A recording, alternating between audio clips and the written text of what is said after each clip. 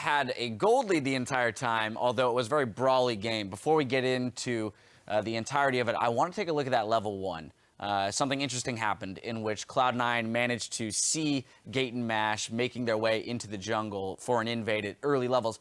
But Feng also found himself in the top lane, which is a really interesting situation to see in a blind lane swap level 1. So, Mark, can you kind of illuminate how these level 1s should work? Right, so tip 1 for a blind lane swap, and when you do that, you almost always want to start your jungler and top laner on the far side from the AD carry. And the reason you do this is because you don't know if you're going to get called or not.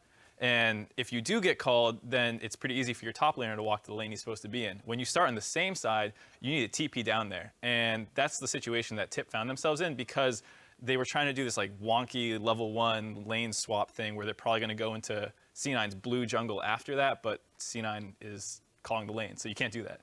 All right, yeah, so they've got their duo lane there to defend. Feng is now on the top side. Ball's getting a free push in the bot lane. He's forced to TP bottom. And then we saw that TP deficit come into play not too long after in the mid lane. Yeah, it was that big fight where Jensen got caught and then everybody just showed up mid lane. And because they had balls with the TP and the Trundle pillar, they were able to actually pick up multiple kills there. And that's how C9 got back into the game with the double kill on Sneaky. But going back to the lane swap, the reason that they lane swapped it is because they may not know the matchup of the Jhin Morgana against the sivir that they had. So when you have that, you need to 5-man push through, get vision inside of that topside jungle so it's not a blind invade. You have to group as a team and do that. And the reason that we see so many people actually start on the opposite side, like you're saying, is when they get invaded because it's just like, okay, you're two people are doing like Gromp, right?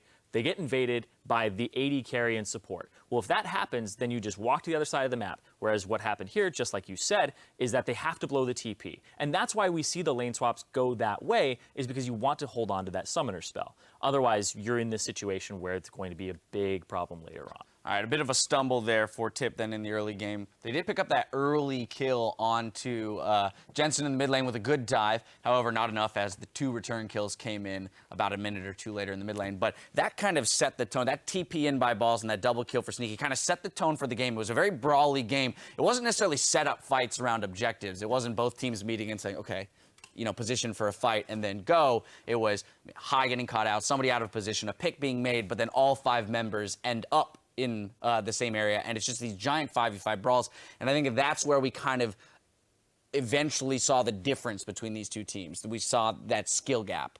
Right, I mean, there was that one that was turned to a 5v5 bot lane.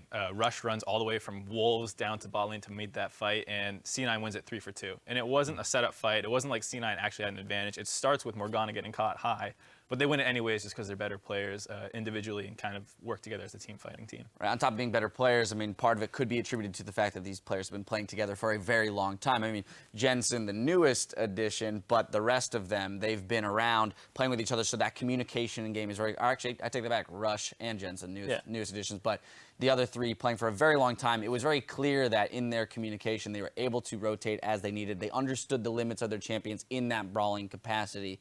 And when the gold fell on the right people like Sneaky, they were able to run away with the game. Yeah, and I like that they were able to actually get that double kill onto Sneaky, because then he's just able to mount an even bigger gold lead. We saw in the mid lane, we're talking about individual skill here, Jensen, despite getting ganked twice, dying once in the early game, still has a CS advantage. And I just think that C9 is not just the draft, it's not just the individual players, it's everything together, because they're very cohesive in what they're able to do. And when they have those standout moments where a player is excelling, they're able to look at that, say, okay, now Jensen's a big part of this game. Let's focus around him, let's back him up, and let's close the game out. Well, another solid win for Cloud9, keeping them in the running for that first round bye in the playoffs. Stick around, because when we come back, Energy Esports will battle Liquid for a shot at the playoffs in our match of the week. Don't go anywhere. We'll be right back.